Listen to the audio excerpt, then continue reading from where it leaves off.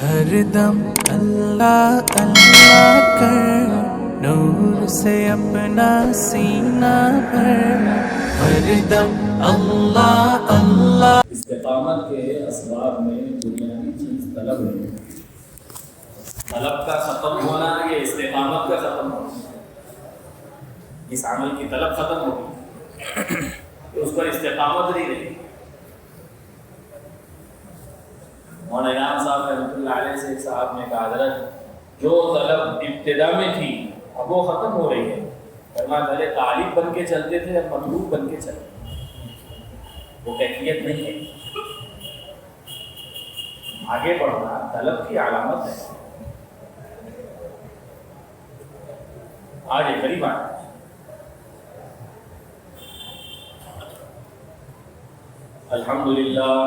الحمد لله نحمده ونستعينه ونستغفره ونؤمن به ونتوكل عليه ونعوذ بالله من شرور انفسنا ومن سيئات اعمالنا، من يهده الله فلا مضل له ومن يضلل فلا هادي له، واشهد ان لا اله الا الله وحده لا شريك له، واشهد ان سيدنا ومولانا محمدا عبده ورسوله، أما بعد فأعوذ بالله من الشيطان الرجيم، بسم الله الرحمن الرحيم، فبما رحمة من الله لنت لهم ولو كنت فظا غليظ القلب لانفضوا من حولك فاعف عنهم واستغفر لهم وشاورهم في الأمر فإذا عزمت فتوكل على الله إن الله يحب المتوكلين، وقال الله سبحانه وتعالى قل هذه سبيلي أدعو إلى الله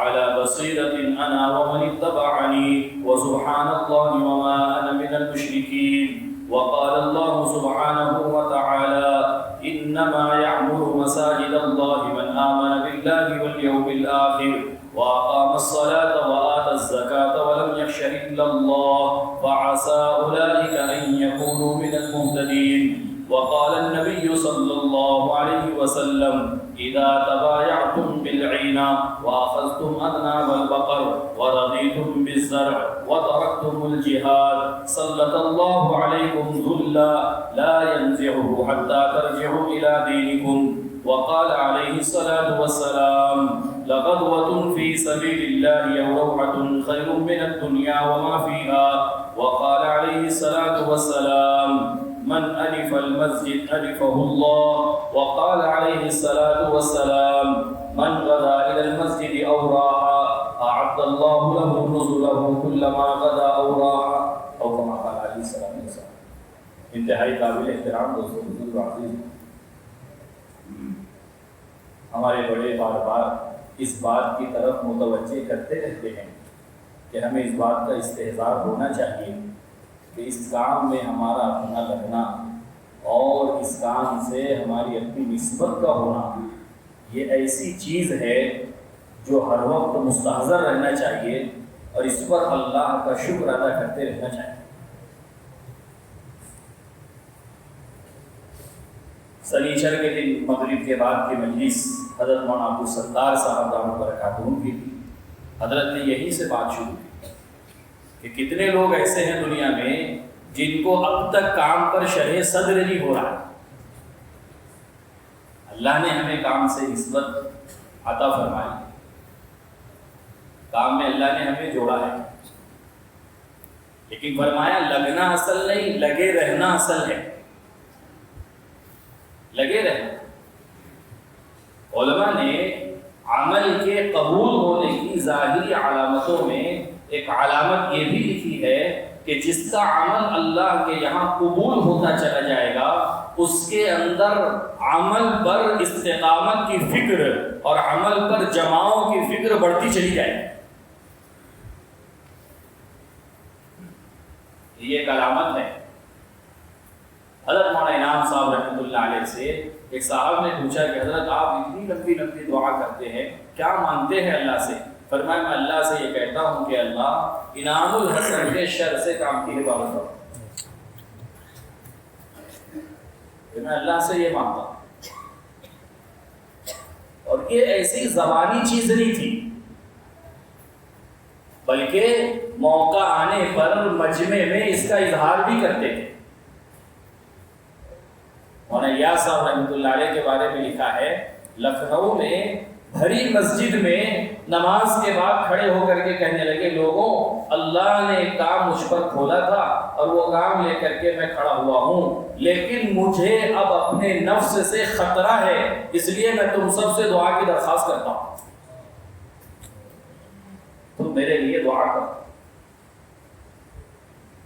کہ جتنا کام اللہ کے یہاں قبول ہوتا چلا جائے گا اور جتنا کام کرنے والا اللہ کے یہاں قبول ہوتا چلا جائے گا، اس کے اندر استقامت کی فکر اور قبولیت کی فکر بڑھتی چلی جائے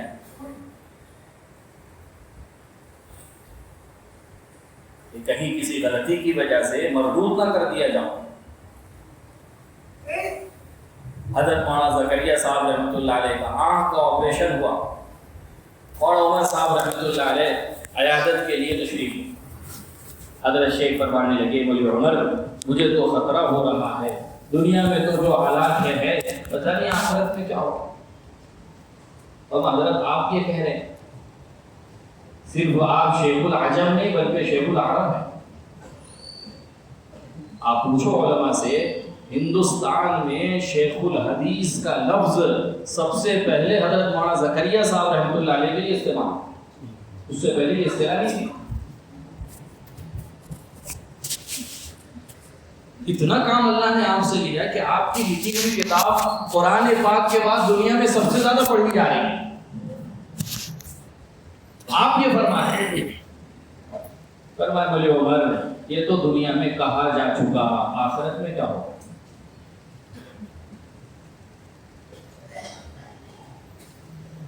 تو کئی مجلسوں میں یہ بات بار بار آئی۔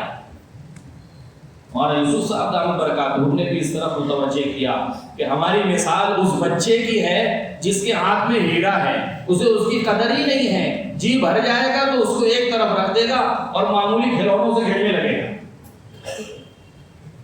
تو اس کے نزدیک پلاسٹک کا کھلونا اور ہیرا دونوں برابر ہیں۔ ہیرے کی چمک دمک کی وجہ سے اس کی طرف پڑا، لیکن دل بھر گیا تو چھوڑ کر کے کھلونے کی طرف متوجہ۔ اور پھر فرمایا مولانا الیاس صاحب رحمۃ اللہ علیہ کو مشہور ملفوظ حضرت فرمایا کرتے تھے، جتنا میں سمجھا ہوں اس کا 100واں حصہ تمہیں سمجھا سکا ہوں، اور جتنا تم سمجھے ہو اس کا 100واں بھی نہیں کرتے۔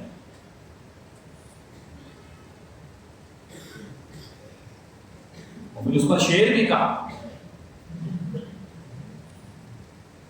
ادا کیوں کر کرے چند آنسو دل کا افسانہ، ادا کیوں کر کرے یہ چند آنسو دل کا افسانہ، بہت مشکل ہے جتنا سمجھا ہے اتنا سمجھانا۔ یہ شعر کا کہ ادا کیوں کر کرے چند آنسو دل کا افسانہ، بہت مشکل ہے جتنا سمجھا ہے اتنا سمجھانا۔ تو ایک کام اللہ رب العزت نے دیا ہے۔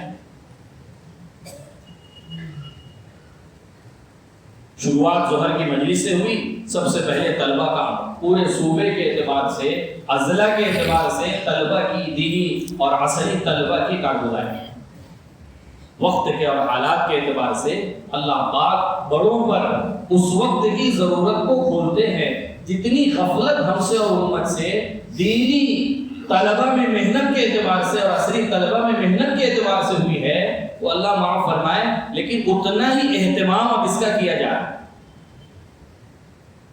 مستقل ظہر سے لے کر کے عصر تک اضلاع کی کارگزاریاں سنیں گے، اس لیے کہ جیسے ایک عبادت وہ بغیر علم کے اللہ کے یہاں معتبر نہیں ہو سکتی، ایسے ہی ام الفرائض دعوت کی یہ محنت بغیر علم کے اللہ کے یہاں اس کا کوئی اعتبار نہیں۔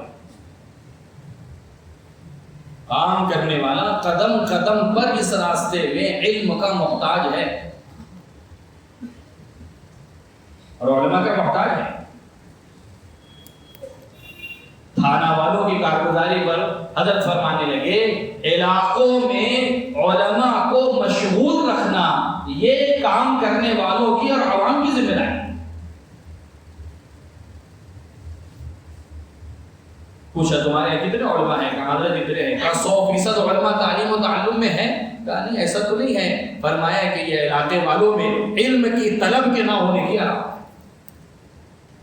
ہے. جیسے مریض ڈاکٹر کو مشغول رکھتے ہیں ایسے ہی عوام علماء کو مشغول رکھیں. علماء کے ہوتے ہوئے علمی حلقات کا نہ ہونا یہ اس علاقے کی جہالت کے لیے کافی ہے. یہ کام تو علم کی روشنی میں ہوگا. اس لیے کہ بعض مرتبہ موقع محل کے علم کا نہ ہونا اس سے انسان اچھا کام کرنے جاتا ہے اور کام بگڑ جاتا ہے.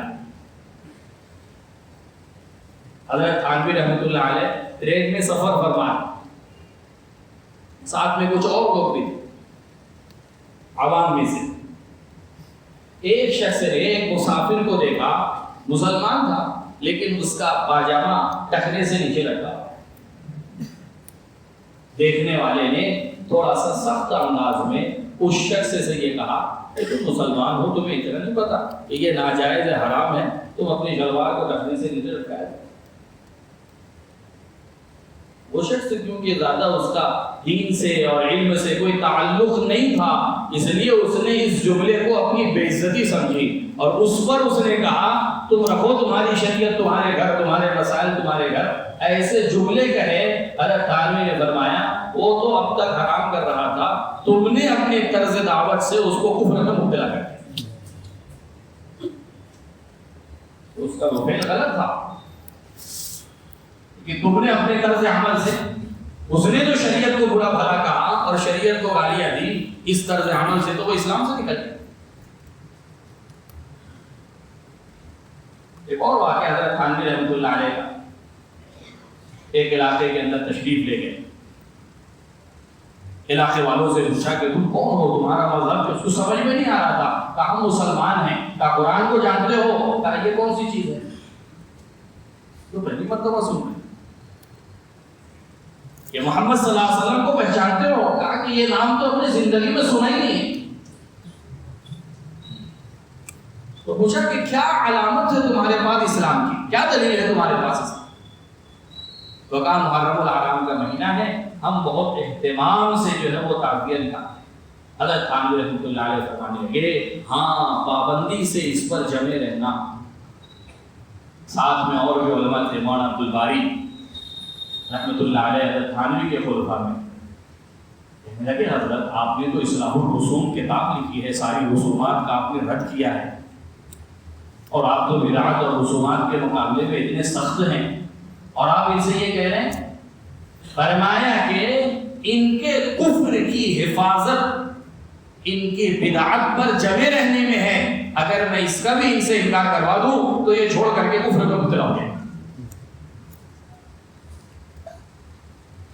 اور پھر شاہ عبد العزیز محدث دہلوی رحمۃ اللہ علیہ کے فتاوی کی روشنی میں کہا گیا کہ اگر کسی علاقے میں لوگ کسی بدعت کو ہی دین اور اسلام سمجھ رہے ہیں اور کوئی شاعر اسلام وہاں موجود نہیں ہے تو ان سے وہ بدعت اس وقت تک نہیں چھوڑوائی جائے گی جب تک کہ اصل دین ان کے اندر بہت بہتر ہو جائے. یہ ساری چیزیں ہیں, یہ علم اس کی رہبری کرے گا.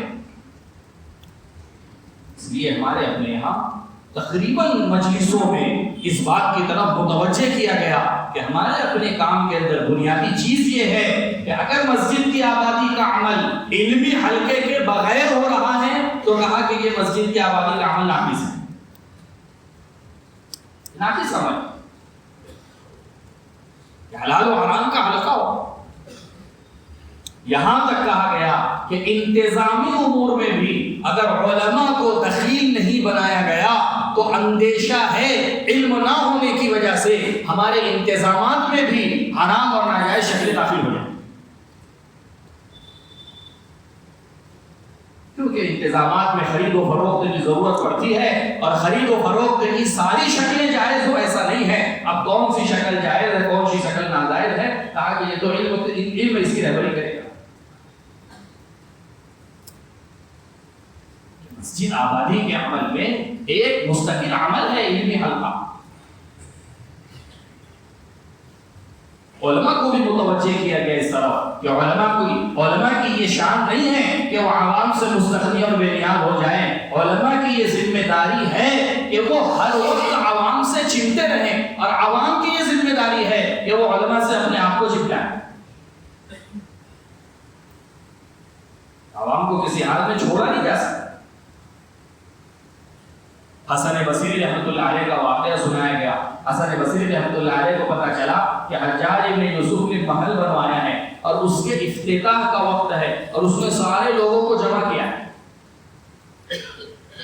وہ بڑے فکر مند ہو گئے حسن بصری رحمۃ اللہ کہ لوگوں کو وہاں شرکت سے کیسے روکا جائے.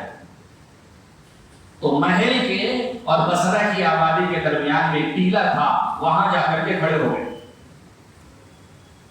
اور بڑے لہیب شہید تھے. مفتی ظہیر صاحب کہنے لگے کتاب کے حوالے سے سیر و اعلام نبلا کہ حسن بصری رحمۃ اللہ علیہ کی کلائی ایک بالشت کے برابر تھی. لہیب شہید تھے اور اپنے زمانے کے مجدد تھے. عمر بن عبدالعزیز رحمۃ اللہ علیہ مسائل میں ان سے مشورہ کیا کرتے تھے. تو جا کر کے اس اونچے ٹیلے پر کھڑے ہوئے اور لوگوں میں زور سے اعلان کیا ہلمو الیہ، ارے تم وہاں کہاں جا رہے ہو، ادھر آؤ. سب کو اپنے پاس جمع کیا اور پھر وہاں پر ان کے سامنے جو تقریر کی اور ان کے سامنے جو وعظ کیا، کوئی فرد ایسا نہیں ہے جو متاثر نہ ہوا. فرمایا تمہیں دنیا میں ملک و مال محلات بنانے کے لیے نہیں، امام الانبیاء کا امتی تم کو اس لیے بنایا گیا ہے. ساری دنیا میں دین کو لے کر کے نقل و حرکت میں آنا یہ تمہاری ذمہ داری، تم ان چیزوں پہ لگے. لوگ روئے اور وہاں سے کوئی بھی ایسا نہیں ہے جو گھر واپس گیا، سب مسجد کی طرف واپس ہوئے. حجاج کو پتا چلا کہ لوگ کیوں نہیں آئے، کہا کہ ایسا ایسا واقعہ ہوا ہے. اس نے پوری تیاری کری ان کے قتل کی، پوری تیاری ان کے قتل کی. اس زمانے میں قتل کرنے کے لیے چمڑے کا ایک ٹکڑا بچھایا جاتا تھا جس سے زمین خراب نہ ہو، خون اس چمڑے کے ٹکڑے پر گرے. جلاد کو بلا لیا گیا. حسن بصری رحمۃ اللہ علیہ کو بھی حجاج نے طلب کیا. اے حسن بصری رحمۃ اللہ، لیکن اللہ کا کرنا یہ، اللہ نے ایسا رعب اس پر طاری کیا کہ اس نے قریب بلاتے بلاتے حسن بصری رحمۃ اللہ علیہ کو اپنی کرسی پر بٹھایا اور خود ان کے سامنے دو رکعت پڑھی. فجر کے بیان میں حضرت نے، بلکہ حیات الصحابہ میں حضرت فرمانے لگے امت میں جتنی بے دینی ہے یہ باطل کے رعب کی وجہ سے ہے، اور اللہ نے جو باطل سے رعب کا جو توڑ رکھا ہے یہ دعوت کے اندر رکھا ہے کہ داعی کو اللہ پاک وہ رعب عطا فرماتے ہیں جس سے وہ باطل سے متاثر نہیں بلکہ باطل اس سے متاثر. بڑی عجیب بات کہی، کہا کہ وہ مجاہدین جو سوئے ہوئے ہیں غار میں، اصحاب کہف، ان مجاہدین کا رعب لوگوں پر پڑ رہا ہے، تو جو مجاہد جاگے ہوئے ہیں ان کا کتنا رعب لوگوں پر پڑے گا. یہ رعب اللہ نے دعوت میں رکھا. حسن بصری رحمۃ اللہ علیہ کو سارے انتظامات قتل کے کروا لیے گئے، لیکن ہمت نہیں ہوئی، اتنا مرعوب ہوا کہ اپنی جگہ چھوڑ دی اور ان کے سامنے دو زانو بیٹھ کے ان سے مسائل پوچھے. یہ واقعہ اس بات پر سنایا گیا کہ اپنے زمانے کا اتنا بڑا مجدد ہے لیکن امت کو کسی حال میں چھوڑا نہیں ہے، حالانکہ پتہ ہے اس کام کے کرنے پر جو آلات حجاج ابن یوسف کی طرف سے آئے. بہت زور اس بات پر دیا گیا کہ طلبہ میں، دینی طلبہ میں ابھی سے نقل و حرکت کی اہمیت کو پیدا کرنا تاکہ ان کے اندر امت کو اور امت کے سارے طبقات کو جہالت سے نکالنے کا طریقہ کار اور استعداد اور صلاحیت زمانے طالب علمی سے ان کے اندر پیدا ہو. ابھی سے ان کی استعداد بنے، اس لیے کہ ہماری شریعت کا مزاج ہر ایک کو ایک لکڑی سے ہانکنے کا نہیں ہے. کہیں سیرت میں آپ کو یہ نہیں ملے گا آپ صلی اللہ علیہ وسلم نے ہر ایک کو ایک ہی طرز پر تعلیم دی ہو، آپ کو یہ کہیں نہیں ملے. آنے والے کی استعداد دیکھ کر، آنے والے کی صلاحیت دیکھ کر کے اسی لیے فرمایا کہ امت میں اور عوام میں خلا کی ایک بہت بنیادی وجہ اس دھوکے کا پیدا ہو جانا ہے کہ کتابیں لکھ دی گئی ہے اور آلات وجود میں آ گئے ہیں، اب علم حاصل کرنا ہے تو اس کے لیے یہ کافی ہے۔ یہ پڑھے لکھوں کے ذہن میں بھی اور عوام کے ذہن میں بھی ہے جس نے دنیا پیدا کر دی۔ تو جو چیز صحبت سے حاصل کرنے کی تھی، صحبت کے نہ ہونے کی وجہ سے امت کا ایک بہت بڑا طبقہ اس چیز سے ہی محروم ہو گیا۔ صحبت کا کوئی بدل، دو واقعات صحبت پر سنائے گئے۔ حضرت مولانا عبد الماجد صاحب دریا آبادی رحمۃ اللہ علیہ لکھنؤ میں رہتے، حضرت خانوی رحمۃ اللہ علیہ کا سفر لکھنؤ کا ہوا، حضرت شیخ رحمۃ اللہ علیہ نے مولانا عبد الماجد دریا آبادی کو خط لکھا کہ حضرت خانوی آپ کے یہاں آ رہے ہیں، ضرور ان کی صحبت میں حاضر ہونا۔ عبد الماجد دریا آبادی کے بڑے عالم، انہوں نے حضرت کو خط لکھوایا کہ حضرت حاضر ہونا ضروری ہے، تو حضرت کی تصانیف اور حضرت کے کتابوں سے استفادہ کرتے رہتے ہیں۔ حضرت شیخ رحمۃ اللہ علیہ نے جواب لکھوایا، فرمایا کہ مولوی عبد الماجد صحبت کا کوئی بدل نہیں ہوتا۔ اور حبیب الرحمن اعظمی نے خط لکھا حضرت خانوی رحمۃ اللہ علیہ کو، فرمایا آپ کی خدمت میں آنا چاہتا ہوں لیکن میرے پاس کرایہ نہیں ہے، کیا کروں؟ کہا جب تک کرایے کا انتظام نہیں ہوتا ہمارے مواعظ ہمارے بیانات پڑھتے رہو، لیکن جیسے ہی انتظام ہو جائے فوراً ہمارے پاس تشریف۔ صحبت کے ذریعے سے حاصل کرنے کی چیز، کہیں کوئی آپ کو دنیا میں نہیں ملے گا کہ اس نے ڈاکٹر صاحب کا موبائل نمبر لے لیا ہو کہ ڈاکٹر صاحب موبائل نمبر اس لیے لے رہا ہو جب کبھی طبیعت خراب ہوگی تو فون کر کے آپ سے علاج کروا دیں۔ لیکن عالم صاحب کا نمبر لے لیا جاتا، مفتی صاحب کا نمبر لے لیا جاتا، بولے آپ کا نمبر اس لیے لے رہا ہے کبھی کوئی مسئلہ پیش آئے تو فون کر کے مسئلہ پوچھ لیں۔ دین کو اور علم کو اتنا ہلکا اور اتنا اس کو بنا دیا گیا کہ اس کے لیے چل کر کے جانا اور اس کے لیے مجاہدہ اور اس کے لیے قربانی، یہ ساری چیزیں بالکل ختم ہو گئے ہیں۔ اس لیے کہا گیا کہ وہ علم جو مدارس میں خزانوں کی شکل میں ہے، جب تک یہ علم مسجد کے حلقات کے ذریعے سے وجود میں نہیں آئے گا، ان خزانوں کا علم امت کے عموم تک نہیں پہنچ پائے، امت کے عموم تک نہیں آئے۔ اس بات پر بہت زور دیا گیا کہ ابھی سے زمانے طالب علمی میں طلبہ کا محنت سے کام سے نقل و حرکت ہو، اور آخری مجلس میں تو حضرت نے بہت شدت کے ساتھ دو باتیں عرض کی، دو بنیادی باتیں تھی۔ اس میں یہ بات بھی تھی کہ اس کام کو ہم الگ کوئی کام نہیں سمجھیں، ہماری تبلیغ کی محنت ہے، وہ مدارس کی محنت ہے، ہماری دعوت کی محنت ہے، وہ تعلیم و تعلم کی محنت ہے۔ ہرگز نہیں کہا کہ ایک اشارہ اور کنایہ اور کوئی ایک جملہ بھی استخفاف کا ہماری زبان پر آئے۔ اپنے کام پر بصیرت، اپنے کام پر استقامت، استخلاص اپنی جگہ ہے، یہ ہونا چاہیے، یہ مطلوب ہے۔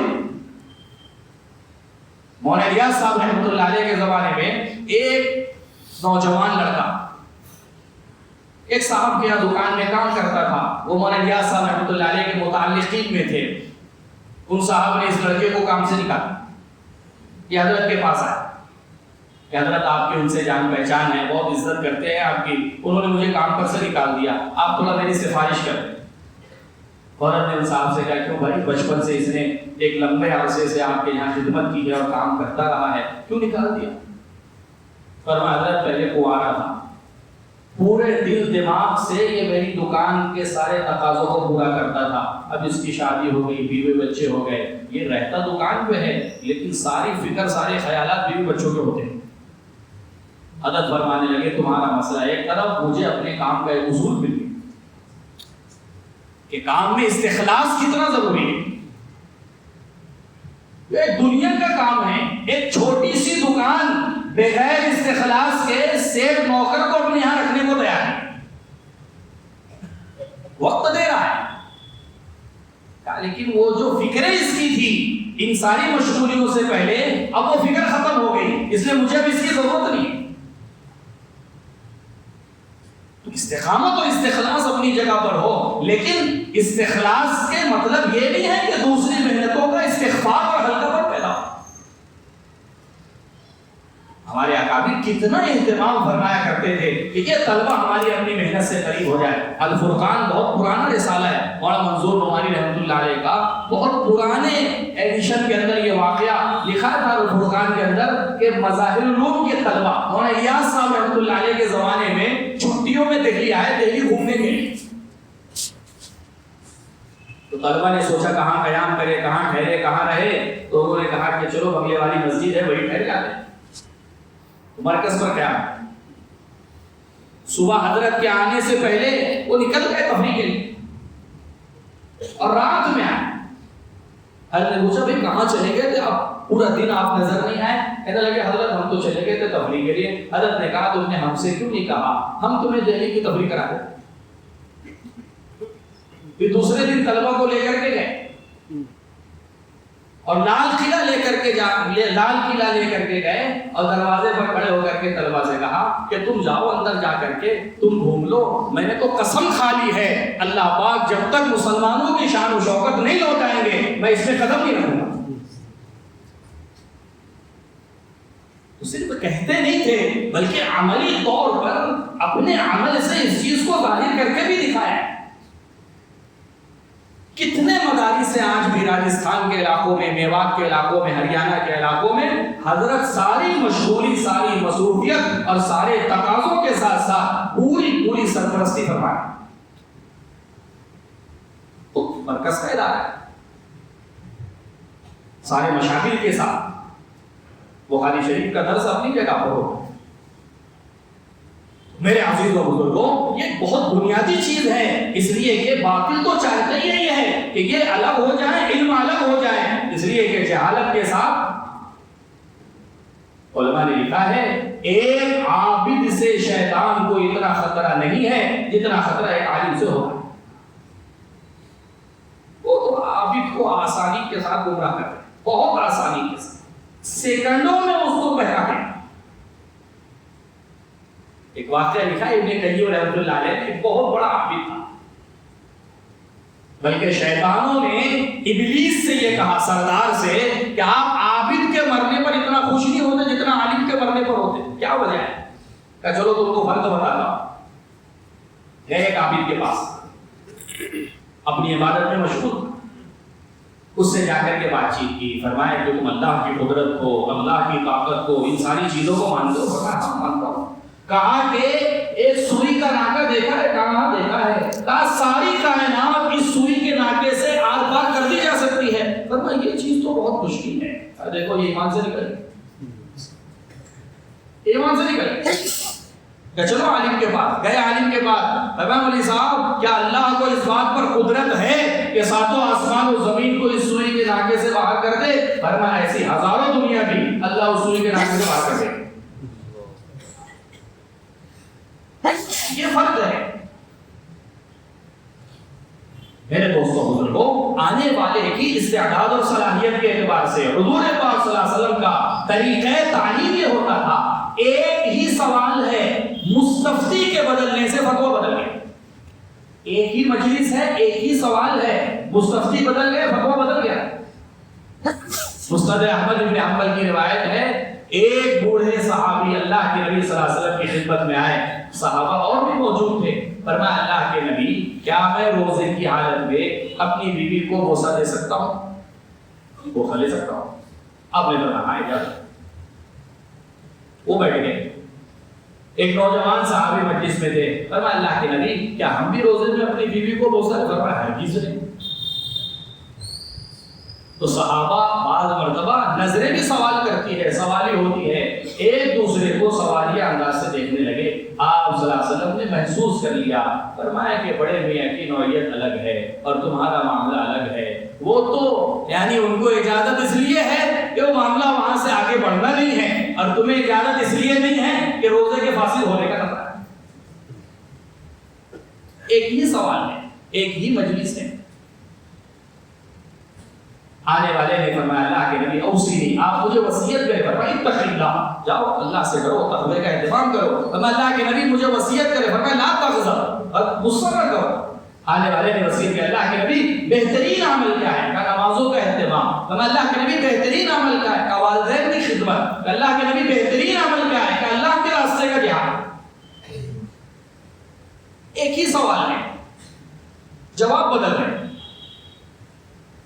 علماء فرماتے تھے جیسے جسمانی طبیب وہ مریضوں کی استعداد اور صلاحیت کو اور طبیعتوں کو بھانپ کر کے ان کا علاج کرتا ہے، امام الانبیاء امت کے حق میں روحانی طبیب ہیں. سائل کی نوعیت کو دیکھ کر کے آپ جواب دیا، جس میں غصے کی کیفیت ہے اسے غصہ مت کریں. تو میرے دوستوں بزرگ اور عزیزوں، یہ علم رہبری کرے گا کہ آنے والوں کو ان کی استعداد کے مطابق اور ان کی صلاحیت کے اعتبار سے ان کو علم دیا جائے. اس لیے میرے دوستوں بزرگ اور عزیزوں، یہ ہماری اپنی ذمہ داری ہے. بہت کمزوری رہی پورے صوبے کے اعتبار سے. حضرت نے آخر میں پوچھا پورے صوبے میں دینی مدارس کے طلبہ کی تعداد کتنی ہے؟ شاید 1 یا سوا لاکھ کارگزاری والوں نے سنائی. اور فرمایا عصری طلبہ کی تعداد؟ کہا 10 لاکھ. فرمایا دیکھ لو امت میں جہل کی طرف زیادہ ہے یا علم کی طرف زیادہ؟ اس کی طرف زیادہ ہے. جہل کی طرف امت میں بڑھ رہی. ان کے اندر محنت کا نظام، اس کو اپنا کام سمجھنا، اس کو اپنی ذمہ داری. حضرت کہنے لگے ایک بعض لوگ تعاون کرنے میں پوچھتے ہیں کہ یہ مسجد جماعت والوں کی ہے، تبلیغ والوں کی ہے. حضرت نے کہا اس سوال کے ساتھ تعاون کا کرنا یہ تنظیم کا تعاون ہے، دین کا تعاون نہیں. یہ تنظیم کا تعاون ہے، یہ دین کا تعاون نہیں. ہمارے مال کا سب سے پہلا اور سب سے بنیادی مصرف امت میں علم کی نشر و اشاعت ہے. اس کے لیے جو ذرائع ہیں یہ ہمارا اپنا کام ہے. حضرت نے فرمایا کون بے وقوف تاجر ہے جو تجارت سے تو محبت کرتا ہے آمدنی سے نفرت کرتا ہے. تاجر کو تجارت سے بھی محبت ہے اور آمدنی سے بھی محبت ہے. تجارت سے بھی محبت کر رہا ہے اور آمدنی سے بھی محبت کر رہا ہے.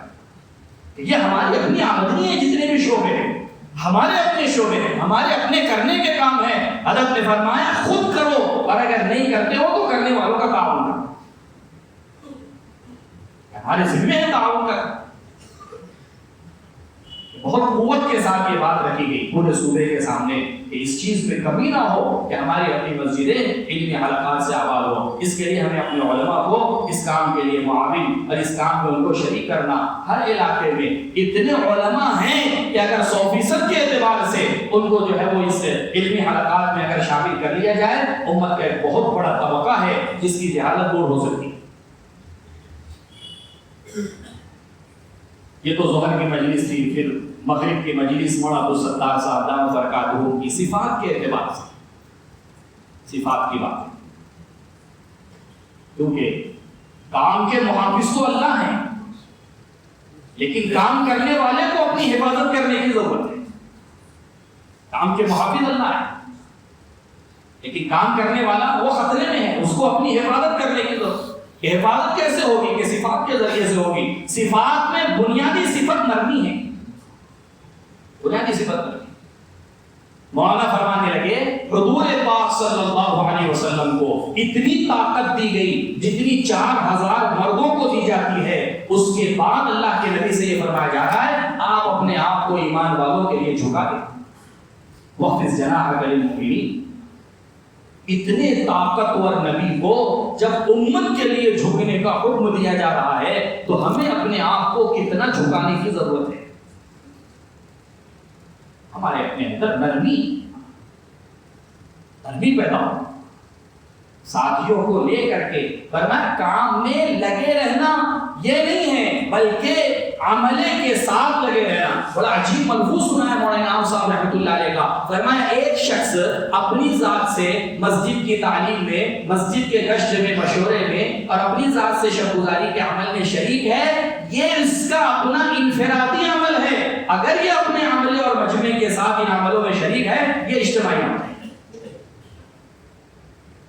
ساتھیوں کو قریب کرنا، ہر ایک کا احترام کرنا، بلکہ اجنبی لوگوں میں اجنبیت کو ختم کرنے کے لیے حضرت نے فرمایا کہ پوری سیرت میں حضور پاک صلی اللہ علیہ وسلم کا عمل آپ کی عادت مستمرہ یہ ملتی ہے. آپ صلی اللہ علیہ وسلم نے اجنبیوں کو ہمیشہ ہر موقع ان کی اجنبیت ختم ہو. 3 واقعات اس پر حضرت نے سنا سیرت میں. تو حضرت کے انداز ہم کو پتہ ہے، کوئی بات پیش کرتے ہیں تو قرآن حدیث اور صحابہ کے واقعات جو ہے وہ فوراً اس کے ساتھ، کیونکہ کام کوئی کسی کے ذہن کی اور کسی کے اپنی دماغی سوچ اور پلانی کو نہیں، سیرت کی روشنی میں. اس مرتبہ بڑا عجیب وہ فارسی کا شعر بھی حضرت نے کہا، نہ شبم نہ شب پرستم کہ حدیث خواب گویم، نہ شبم نہ شب پرستم کے حدیث خواب گویم، چو غلام آفتابم از ہم آفتاب گویم. کہ میں تاریکی نہیں ہوں، رات نہیں ہوں، اور میں تاریکی کا پرستار نہیں ہوں کہ میری باتوں میں بھی تاریکی ہو، اندھیرا ہو. میں تو اس شخصیت کا غلام ہوں جو سورج سے زیادہ چمکنے والی ہے، اس لیے میری باتوں میں بھی سورج سے زیادہ نور اور روشنی. سیرت کی باتیں کہ اجنبیوں کو اپنوں پر مقدم کیا ہے. کہ خیبر کا موقع ہے، حضرت علی رضی اللہ تعالیٰ عنہ کا کارنامہ پورے خیبر والوں کے سامنے ہے کہ وہ دروازہ جس کو 20 افراد کھولا کرتے تھے بطور ڈھال کے اکیلے حضرت علی استعمال کر رہے ہیں. لیکن جب معرکہ ختم ہوا اور ساری کارگزاریاں حضور کے سامنے آنے لگی، لوگوں نے کہا اللہ کے نبی حضرت علی نے اس موقع پر کیا کام انجام دیا ہے اور کیسی ان کی کارگزاری ہے. آپ نے فرمایا علی نے کیا کیا جو ابو دجانہ نے کیا. فوراً حضرت جبرائیل علیہ السلام تشریف لائے، فرمایا اللہ کے نبی آپ کی شان یہی ہے، آپ اپنوں پر اجنبیوں کو مقدم رکھتے ہیں. دوسرا واقعہ حضرت بلال رضی اللہ تعالیٰ عنہ کا سنایا کہ اذان جیسی خدمت جس کے لیے فضائل کو سن کر کے بعض مرتبہ صحابہ میں تلواریں نکل گئی، اللہ کے نبی صلی اللہ علیہ وسلم نے اس خدمت کے لیے اپنوں پر اجنبی حضرت بلال رضی اللہ تعالیٰ عنہ کو مقدم کیا. فرمایا بلاؤ بلال کو. اور جو خواب عبداللہ ابن ابی عبداللہ حضرت صحابی نے جو دیکھا ہے وہ محظورہ رضی اللہ تعالیٰ عنہ نے عبداللہ رضی اللہ تعالیٰ عنہ نے کہا کہ وہ اذان کے کلمات دہراؤ، اور حضرت بلال سے کہا کہ تم ان اذان کے کلمات دہراؤ. کہ حضرت سلمان فارس کے رہنے والے ہیں، لیکن حضور ان کی اس اجنبیت کو ختم کرنے کے لیے فرمایا سلمان منا من اہل بیت. یہ خصوصیت کسی کو نہیں حاصل ہے کہ اللہ کے نبی نے کہا ہو یہ ہمارے گھرانے کا ہے، یہ ہماری فیملی اور ہمارے گھر کا فرد ہے. صرف حضرت سلمان کے بارے میں یہ جملہ ملتا ہے. آپ نے فرمایا سلمان تو اہل بیت میں سے. جب یہ اللہ کے نبی صلی اللہ علیہ وسلم سے گفتگو فرمایا کرتے تھے، علماء نے لکھا ہے کوئی تیسرا وہاں پر حاضر نہیں ہوتا تھا، اتنا اہتمام فرمایا کرتے تھے اللہ کے نبی صلی اللہ علیہ وسلم. کیونکہ وسعت قلبی ضروری ہے، امت کو امت بنانے کے لیے توسع ضروری ہے. تنگ دلی سے امت نہیں بنے گی، فرقے بن جاتے ہیں. تنگ دلی نہیں ہونی چاہیے، وسعت ہونی چاہیے، وسعت ہونی چاہیے. آنے والے نے مولانا یوسف صاحب رحمۃ اللہ علیہ سے ساتھی کی بہت شکایت کی، حضرت یہ تو ایسا ہے فلاں ہے، یہ بے اصولی. ساری باتیں سننے کے بعد حضرت فرمانے لگے مجھے تو حیرت ہے اتنی ساری بے اصولیوں کے بعد پتہ نہیں اس کا کون سا عمل اللہ کو پسند آ گیا، اللہ اسے کام میں چلا رہے، اللہ پاک اسے کام میں نبھا رہے. خوبیوں پر نظر ہو کہ اجتماعیت کے جتنے بھی واقعات ہیں وہ سب ہمارے اپنے سامنے ہیں. وحشی بن حرب کے ساتھ اللہ کے نبی صلی اللہ علیہ وسلم کا سلوک کیا ہے، حبار بن اسود جس نے حضرت زینب کو برچھا مار کر کے حالت حمل میں زخمی کیا تھا، اور اسی زخم میں امام الانبیاء کی بیٹی انتقال کر گئی ہے، اس حبار بن اسود کے ساتھ اللہ کے نبی صلی اللہ علیہ وسلم کا معاملہ کیا ہے، حضرت اکرمہ کے ساتھ اللہ کے نبی صلی اللہ علیہ وسلم کا سلوک کیا ہے، ابو لہب کی بیٹی اللہ کے نبی صلی اللہ علیہ وسلم کی خدمت میں آئی ہے، ان کے ساتھ اللہ کے نبی صلی اللہ علیہ وسلم کا برتاؤ کیا ہے. عمیر ابن وہب جس کی جو ہے وہ فصیح اللسانی کی وجہ سے اللہ کے نبی صلی اللہ علیہ وسلم کے ساتھ جتنا انہوں نے جو ہے وہ بدزبانی کی ہے، ان سب کے باوجود جب وہ مدینہ آئے ہیں تو حضور پاک صلی اللہ علیہ وسلم کا سلوک اور برتاؤ کیا ہے. یہ سارے واقعات میرے دوستوں بزرگوں صرف مذاکرے کی حد تک نہیں ہے، بلکہ یہ ہمارے اپنے لیے اصول، ہمارے اپنے لیے رہبری. مختلف مزاج کو نبھانا اجتماعیت ہے. ہم مزاج کو نبھانا اجتماعیت نہیں ہے. ہم مزاج کو نبھانے میں کیا کہا؟ مختلف المزاج لوگوں کو نبھانا، اس سے اجتماعیت ہے. مستقل اتوار کے دن کی فجر کا بیان حضرت کا اسی پر رہا کہ اللہ کی مدد ہرگز امت کے ساتھ نہیں ہو سکتی جب تک اجتماعیت پیدا نہ ہو. اگر خیر آسمانوں سے اتر بھی گئی ہے اور اختلاف ہوا ہے، آنے والی خیر راستے سے واپس ہوگی. بلکہ پہلی مرتبہ میں نے سنا اور بہت دھیان سے حضرت نے کہا کہ شب قدر کی صرف تعین نہیں اٹھائی گئی ہے. بعض علماء کا قول یہ ہے کہ امت سے شب قدر ہی اٹھا دی گئی ہے. یہ تو مشہور قول ہے کہ شب قدر کی تعین اٹھا لی گئی، لیکن بعض علماء نے کہا یہ اختلاف اور یہ افتراق اور یہ آپس کا جھگڑا یہ اتنی خبیث ترین چیز ہے کہ اس کی وجہ سے شب قدر ہی اٹھا لی گئی ہے. بس کی اجتماعیت ید اللہ علی الجماعہ کہ اللہ کا ہاتھ جماعت پر ہے. کون سی جماعت مراد ہے؟ کوئی مخصوص جماعت مراد ہے؟ کوئی مخصوص فرقہ مراد ہے؟ کوئی مخصوص جو ہے وہ گروہ مراد ہے؟ فرمایا نہیں، امت میں سارے فرق اور سارے طبقات کا امتیاز اور یہ سارے فرق ختم ہو جائے، یہ جماعت یہاں پر مراد ہے. کوئی فرق نہ ہے، کوئی فرق نہ ہے، نئے پرانے کا نہ ہو، امیر غریب کا نہ ہو، شہری دیہاتی کا نہ ہو، پڑھے لکھے ان پڑھ کا نہ ہو، عربی عجمی کا نہ ہو، کالے گورے کا نہ ہو. یہ جماعت یہاں پر مراد ہے. یہ اجتماعیت کے ذریعے، اس کے بغیر اللہ کی مدد کا تصور نہیں کیا جا سکتا. اس لیے میرے دوستوں، بزرگ اور عزیزوں، اجتماعیت کے اسباب ہے اور اجتماعیت کے جو بنیادیں ہیں اس کو ہم اپنے سامنے رکھیں تاکہ اللہ کی مدد اجتماعیت کے ساتھ. فجر کی مجلس اتوار کے دن تو بہت بنیادی چیز ہے.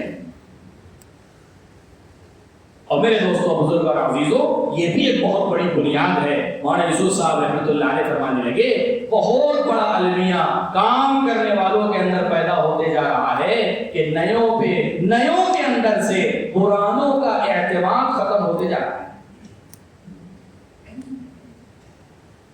مفتی شفیع صاحب رحمۃ اللہ علیہ نے اپنے صاحبزادے حضرت مولانا تقی صاحب دامت برکاتہ کو یہ وصیت کی تھی کہ بیٹا، دین کی بنیاد اعتقاد پر ہے. اگر تمہارا اعتقاد اسلاف اور اکابر سے متاثر ہو گیا تو تمہارا دین متاثر ہو جائے گا. تمہارا دین متاثر ہو جائے گا. اپنے بڑوں کے ساتھ اپنے بڑوں کا اکرام اور اپنے سے پرانوں کا. مولانا یوسف صاحب دامت برکاتہ فرمانے لگے صحابہ مخالفین کو نہیں بھولتے تھے، ہم محسنین کو بھول جاتے ہیں. وہ مخالفین کو نہیں بھولتے تھے جس کے ذریعے سے ہم کام میں لگے ہیں، جن کی محنت اور قربانی کے ذریعے سے اللہ نے یہاں تک پہنچایا ہے، اور جن کی محنت اور قربانی کے ذریعے سے اللہ نے کام میں ہمیں لگایا ہے، ہمیں اس کی کوئی پرواہ نہیں ہے.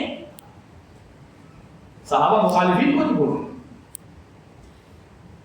کہ حضرت بلال رضی اللہ تعالی عنہ فجر کی اذان سے پہلے انگڑائی لیتے تھے اور یہ کہتے تھے اللہم اہدی قریش، اے اللہ وہ قریش جنہوں نے مارا ہے اور وہ قریش جنہوں نے سختیاں کی ہے، وہ قریش جنہوں نے کوڑے برسائے ہیں، وہ قریش جنہوں نے تپتی ہوئی دھوپ پر ان کو برہنہ لٹایا ہے، ان کے کرتے اتار کر کے اور ان کے سینے پر چٹان رکھی ہے. حضرت بلال کا روزانہ کا معمول تھا فجر کی اذان سے پہلے 3 مرتبہ ہاتھ اٹھا کر کے اللہم اہدی قریش، اللہم اہدی قریش، اللہم اہدی قریش، اے اللہ قریش کو ہدایت عطا فرما دے. ان کے لیے ہدایت کی دعا کرتے ہیں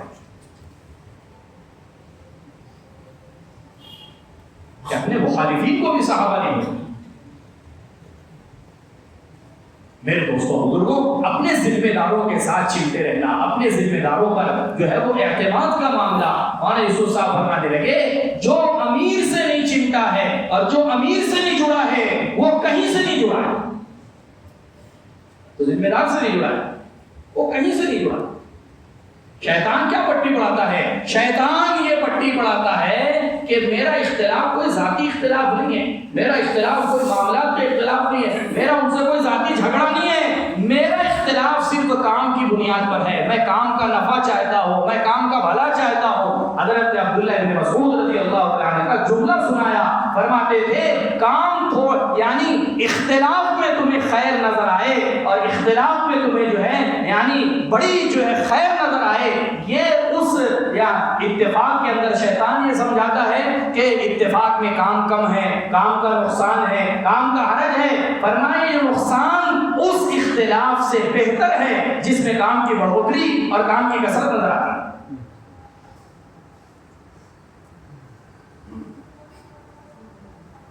کہ کام کے لیے نہیں میرے دوستوں بزرگوں، اس کی اجازت نہیں ہے،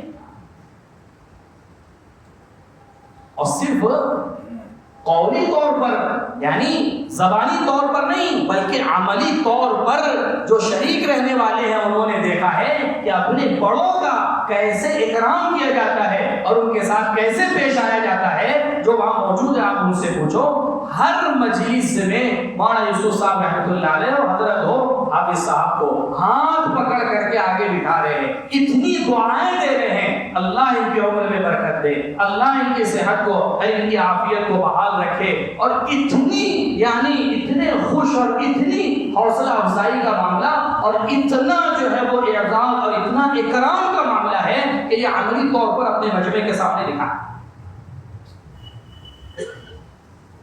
حضرت نے فرمایا نا بعض مرتبہ اللہ کے نبی صلی اللہ علیہ وسلم صحابہ کے دلوں میں اجنبیوں کی وقعت کو پیدا کرنے کے لیے عملی طور پر ان کے ساتھ ایسا سلوک اور برتاؤ کرتے تھے جس سے ان کی عظمت اور ان کی وقعت اپنوں کے دلوں میں پیدا ہو گئے۔ اور پھر واقعہ سنایا حضرت اسامہ رضی اللہ عنہ، یہ چوکھٹ سے ٹکرا گئے، ٹھوکر لگی، زخم آیا، خون نکلنے لگا، ناک بہ رہی تھی، خون نکل رہا تھا۔ امی جان حضرت عائشہ سے کہا کہ عائشہ اس کے خون کو اور اس کی ناک کو صاف کر دو۔ حضرت عائشہ کو کراہیت محسوس ہوئی، حضور خود اٹھے اور اپنے ہونٹوں سے ان کے خون کو چوس کر کے کئی مرتبہ آپ نے کلی کی۔ حضرت عائشہ رضی اللہ تعالیٰ عنہ فرماتی تھی یہ عملی طور پر میرے دل میں اسامہ کی عظمت اور احترام کو بٹھانے کے لیے کیا ہے، عملی طور پر اپنے بڑوں کے ساتھ کیسا ہمارا اپنا معاملہ ہو اور اپنے بڑوں کے ساتھ ہمارا اپنا کیسا سلوک ہو۔ بڑا عجیب واقعہ سنایا مولانا یوسف صاحب دامت برکاتہم نے۔ اللہ کے نبی صلی اللہ علیہ وسلم مجلس میں تشریف فرما ہیں، شیخین آپ صلی اللہ علیہ وسلم کے ساتھ بیٹھے ہوئے ہیں، حضور ان سے گفتگو کر رہے ہیں، ابو بکر صدیق رضی اللہ تعالیٰ عنہ، حضرت عمر رضی اللہ تعالیٰ عنہ، آپ کی آواز مست ہوتے چلی گئی۔ یہ حضرات آپس میں ایک دوسرے کو دیکھ رہے ہیں، اللہ کے نبی صلی اللہ علیہ وسلم اتنی آہستہ کیوں کہہ رہے ہیں؟ دیکھا بولنا اللہ کے نبی کیا بات ہے؟ کہا کہ مجلس میں عباس آ گئے ہیں اور مجھے حضرت جبرائیل نے کہا ہے جب عباس آپ کے سامنے آ جائے آپ اپنی آواز کو پست کریں۔ العم سن ابیہ، چچا جو ہوتا ہے وہ باپ کے درجے پر ہوتا ہے۔ یہ ہے میرے دوستوں بزرگوں، اس لیے مشہور جملہ مولانا یوسف صاحب رحمۃ اللہ علیہ کا، قرآنوں کا اکرام یہ تو کام کا اکرام، تو کام کا اکرام۔ اس لیے ہمارا اپنا معاملہ، ہمارا اپنا سلوک، ہمارا اپنا برتاؤ، ہم اپنے ذات سے، ہم اپنی ذات سے اپنے آپ کو عمل پر جمانے کی کام کرتے کرتے نگاہ دوسرے پر۔ منشی بشیر رحمۃ اللہ علیہ جنوبی ہند کے سفر میں جانے لگے تو حضرت مولانا یوسف صاحب رحمۃ اللہ علیہ کے پاس آئے، کہنے لگے حضرت کس چیز کو سامنے رکھ کر کے وہاں محنت کروں؟ فرمایا اپنی ذات کو سامنے رکھ کے محنت کروں، اپنی ذات کو سامنے رکھ کر کے محنت کروں۔ ہر وقت ہمارے اپنے سامنے میری اپنی راہ ہو، ہم اپنی مسجد کو نمونہ بنائیں۔ ہمارے ضلع کی کارگزاری پیش کی گئی، ہمارے اپنے ضلع میں ایک مسجد نہیں ہے جو 24 گھنٹے کے اعتبار سے آباد ہو۔ حضرت نے فرمایا یہ بات تو محال ہے، تصور ہی میں نہیں لائی جا سکتی ہے کہ پورے ضلع میں ایک مسجد نہ ہو جو 24 گھنٹے کے اعتبار سے آباد ہو۔ مفتی یعقوب صاحب نے امام نووی رحمۃ اللہ علیہ کے حوالے سے بڑا عجیب جملہ کہا، فرمایا جس کا تعلق احب البلاد سے ہوگا وہ اللہ کے یہاں احب العباد بنے گا، اور جس کا تعلق ابغض البلاد سے ہوگا وہ اللہ کے یہاں ابغض العباد بن جائے گا۔ جو بہترین جگہوں سے تعلق رکھنے والے وہ اللہ کے یہاں بہترین ہیں، اور جو بدترین جگہوں سے تعلق رکھنے والے وہ اللہ کے یہاں بدترین ہیں۔ اب ہم خود غور کر لیں ہمارا تعلق محبوب جگہوں سے کتنا ہے اور مبغوض جگہوں سے کتنا ہے. ہم اللہ کے محبوب بن رہے ہیں یا مبغوض بن رہے ہیں؟ حضرت فرمانے لگے بڑے تعجب کی بات ہے مسجد میں قریب رہنے والوں کے اندر یہ داعیہ کیوں نہیں پیدا ہوتا. ہم اپنا آدھا دن اپنے گھر میں اپنے کاروبار کو دیں, آدھا دن مسجد کو دیں, آدھی رات گھر کو اور اپنے راحت آرام کو دیں اور آدھا دن مسجد کے لیے فارغ کریں. یہ مسجد کے قریب والوں کے اندر اس چیز کی فکر اور اس چیز کا داعیہ کیوں نہیں پیدا ہوتا. مسجد کی سطح سے اس کی تشکیل کی جائے کہ کون آدھی رات اور آدھا دن مسجد کے لیے فارغ کرنے کے لیے تیار. باقاعدہ حاضر کارگزاری میں پوچھا حضرت نے کہ تمہارے یہاں اس کی تشکیل مقامی سطح پر ہوتی ہے مسجد کی آبادی کے لیے وقت فارغ کرنے کی؟ ایک ساتھی کی اس کے لیے تشکیل کی جائے. بہت قوت سے مسجد آبادی کی محنت اور مسجد کی آبادی کا عمل کہا کہ اس وقت میں امت کو فطروں سے نکالنے کے لیے اور امت کے ارتداد کو روکنے کے لیے اور امت کو جہالت اور بے دینی سے نکالنے کے لیے ایک مضبوط عمل. یہ کوئی دعوت کا پروگرام نہیں ہے, یہ کوئی دعوت کا ایک عمل نہیں ہے, یہ حضور پاک صلی اللہ علیہ وسلم کی عین سنت ہے. مولانا غیاث صاحب رحمۃ اللہ علیہ سے ایک بہت بڑے عالم ہندوستان کے کہنے لگے حضرت میں نے جہاں تک غور کیا ہے آپ کا کام اقرب الی السنہ ہے, سنت سے انتہائی قریب ہے. حضرت نے فرمایا آپ نے ہمارے کام کو سمجھا ہی نہیں. اگر آپ ہمارے کام کو سمجھ لیتے آپ یہ نہیں کہتے کہ کام اقرب الی السنہ ہے, آپ کہتے کہ یہ کام عین سنہ ہے. اقرب الی السنہ نہیں بلکہ عین سنہ ہے. آپ دیکھ لو حضور پاک صلی اللہ علیہ وسلم کی مسجد کی تاریخ اٹھا کر کے اور حضور پاک صلی اللہ علیہ وسلم کے زمانے کی مسجدوں کا نقشہ کیا ہے اور آپ صلی اللہ علیہ وسلم کے زمانے میں مسجدوں کا معمول کیا ہے. ایک ایک چیز ہمارے اپنے سامنے آئی. کتنا وقت ہماری اپنی مسجد آبادی کے اندر گزر رہا ہے اور کتنا جاندار اور کس طریقے پر یہ عمل ہو رہا ہے ہمارے اپنے سامنے. اس لیے میرے دوستوں بزرگوں یہ ساری باتیں ایک مجلس میں تو ساری باتیں نہیں آئیں گی, وہاں کی تو ہر بات اس قابل ہے کہ مجمع کے سامنے پورے اہتمام کے ساتھ لائی جائے اور لائی جانی چاہیے. لیکن جو باتیں ذہن میں اور جو اس وقت میں رہی ہیں وہ آپ حضرات کے سامنے ہیں. بہت قوت کے ساتھ یہ بات کہی جا رہی ہے کہ اس چیز اس دھوکے میں نہ رہے ہم اور اس غلط فہمی میں نہ رہے کہ میرے پاس موقع نہیں ہے تو میں مان لگا دوں اور میں بھی تبلیغ کے اندر حصہ لگا دوں اور میں بھی دعوت کا فریضہ ادا کر دوں. حضرت نے فرمایا جب تک انسان کی زندگی ہے اور جب تک اس کی حیات باقی ہے اس وقت تک مال اس کے عمل کا فدیہ بن ہی نہیں سکتا ہے. اس کے عمل کا فدیہ نہیں بن سکتا. ہاں ایسی بے ہوشی طاری ہو جائے جو بے ہوشی موت پر جا کر کے ختم ہو اب تو مال عمل کا فدیہ بن جائے گا. جب مال عمل کا فدیہ نہیں بن سکتا ہے تو یہ دعوت کا بدل کیسے بن سکتا ہے؟ عمل کا بدل نہیں بن سکتا ہے تو دعوت کا بدل کیسے بن سکتا ہے؟ ایک مثال پوری سیرت میں کہیں نہیں ملتی ہے کہ کسی لگانے والے نے مال لگایا ہو اور اپنی جان بچائی ہو. پوری سیرت میں صحابہ میں ایک مثال ہم اس کی پیش نہیں کر سکتے. مولانا یوسف صاحب رحمۃ اللہ علیہ فرماتے تھے مال والوں سے مال لے لو گے اور اس کی جان نہیں لگواؤ گے تو اس کی جان دنیا پر لگے گی اور جس چیز پر اس کی جان لگے گی اسی کی محبت اور عظمت اس کے دل میں پیدا ہوگی.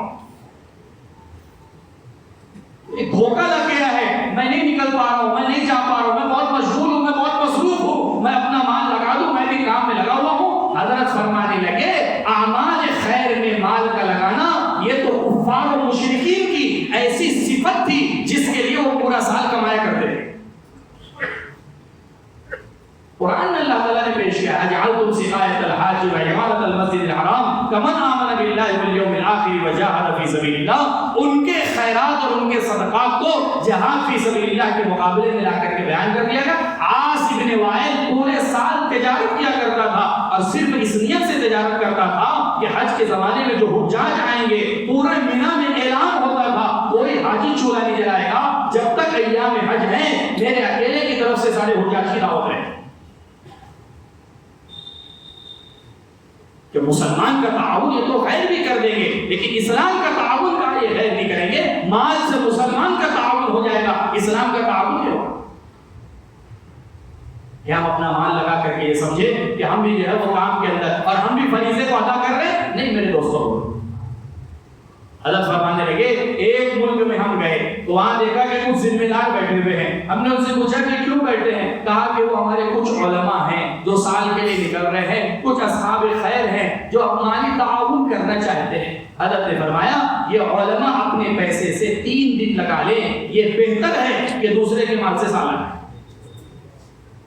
جو نورانیت ان کے اپنے خرچے سے, ان کے اپنے جان اور مال سے سہروزہ میں ہے, وہ دوسروں کے مال سے سال کے اندر وہ چیز پیدا نہیں. یہ ترتیب ہی نہیں ہے میرے دوستوں بزرگوں ہمارے. مال لگا کر کے انسان مطمئن ہو جائے. بدنی فریضے کو شریعت نے مالی فریضے پر مقدم رکھا ہے. آپ دیکھ لو نماز اور روزے کی کسی حال میں چھوڑنے کی گنجائش نہیں ہے. زکوٰۃ اور حج ہر ایک پر فرض نہیں,